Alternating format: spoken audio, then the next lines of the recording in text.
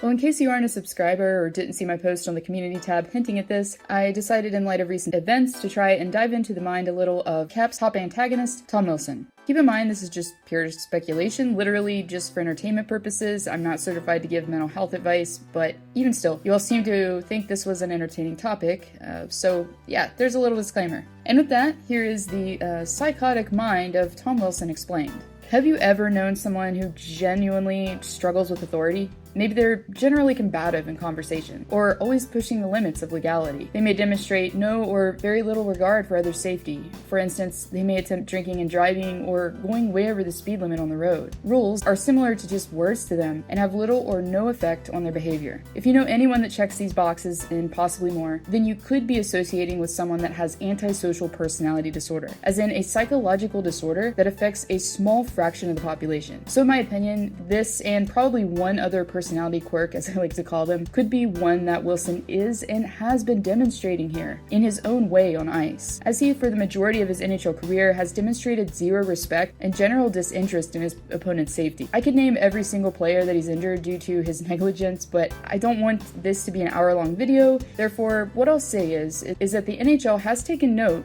at times anyways, and has disciplined Wilson accordingly by either fines or suspensions. But here's the thing, when you have someone that is displaying all these symptoms, just slapping them on the wrist and calling it a night isn't going to work. That's one thing you could tell the US prison system, who has the highest number of recidivism in the world, but I digress. So, just to summarize here, we have disregard for right and wrong, check.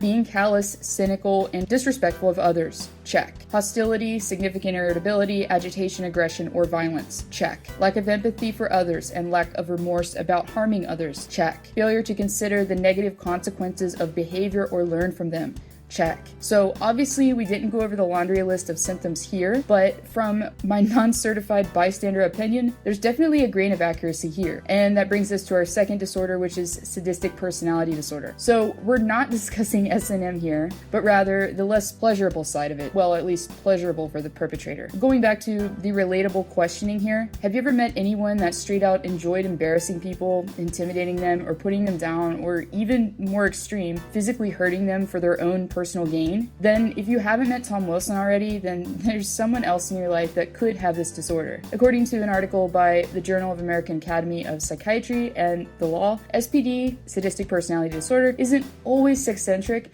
but using just anyone that the person believes that they can use to gain emotional gratification, or mental stimulation, really. The difference between SPD and ASPD is that the individual, quote, commits acts primarily to gain pleasure or achieve dominance and control, while those with ASPD perpetrate acts primarily to gain profit or due to an aggressive nature, with primitive mechanisms of coping with stressors, end quote. So, let's say Wilson is on ice, right? The team is losing. It's been a rough night. Or maybe he even had a rough go of it before off ice for some reason. In order to cope with those emotions he's feeling, which he's probably feeling a loss of control here, to some degree, he's going to want to take that control back mentally by going after, say, a defenseless opponent that he knows will be easy to mess up. You know, like maybe Artemi Panarin, for instance. Anyways, by inflicting pain that isn't just retaliatory, but rather of a predatory nature, Wilson, in his mind, is essentially taking back control.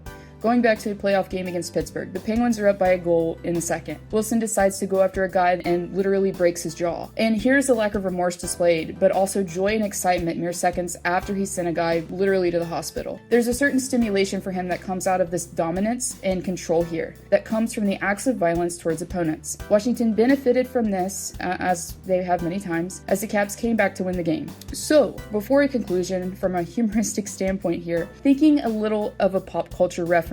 I mean, I feel like number 43 is literally Thumper from the movie Bug's Life, as in, he's the maniac that the Caps have at their disposal when they feel like letting him off his leash in order to intimidate and sometimes threaten the opposition. But yeah, Wilson is a hazard on skates, a disgrace to have on hockey's biggest stage if you ask me. Sure, he can score, but does that alone vindicate him is the question, from the countless senseless acts that he's committed over the years, and no, he hasn't changed. His recent meltdown proved that.